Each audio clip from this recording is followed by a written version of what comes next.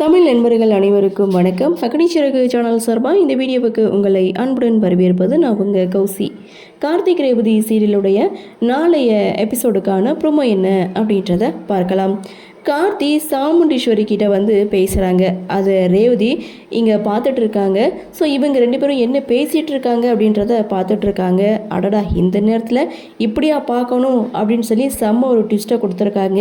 என்னன்னு பார்த்தா, கார்த்தி சாமுண்டீஸ்வரி கிட்ட உண்மையை சொல்கிறாரு. இது மாதிரி மகேஷுக்கும் மாயாவுக்கும் இடையில தப்பான ஒரு உறவு இருக்குது, ரேவதியை அவருக்கு கல்யாணம் பண்ணி கொடுக்க வேணான்னு ஈஸ்வரி கிட்ட வந்து சொல்ல, அவங்க எதுவுமே தெரியாத மாதிரி நானும் இந்த விஷயத்தை பற்றி அரசல் புரசலாக கேள்விப்பட்டேன்.